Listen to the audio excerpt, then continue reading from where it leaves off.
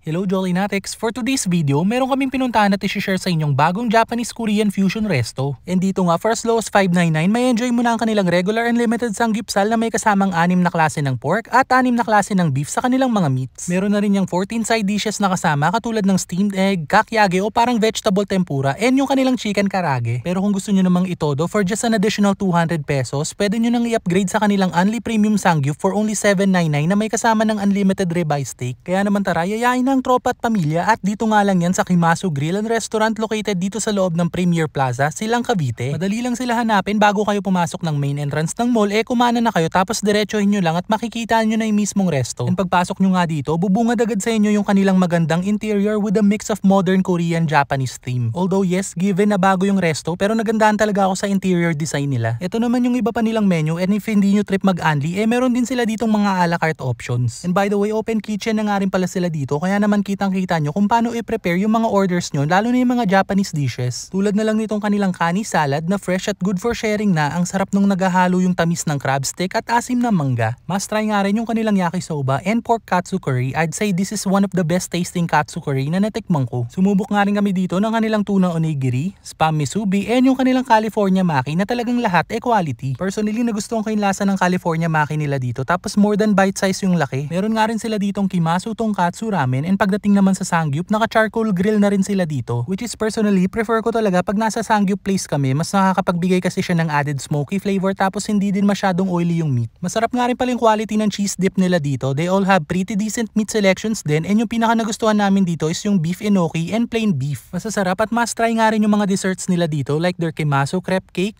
chocolate cake, and itong pinaka nagustuhan kong cheesecake na thick ang consistency at hindi ganun katamisan. May mga refreshing drinks din sila dito katulad ng mango and watermelon shakes. There you go Jollinatics, another food trip destination na naman to para sa inyong mga mahihilig sa sangyup and at the same time Japanese food. Kaya naman yung mga taga Silang dyan or di kaya nearby areas subukan nyo na nga rin dito sa Kimasu Grill and Restaurant. By the way, open nga pala sila dito from 11 AM to 10 PM during weekdays at 11 AM to 11 PM naman during weekends. So paano until our next food trip? Thank you for watching!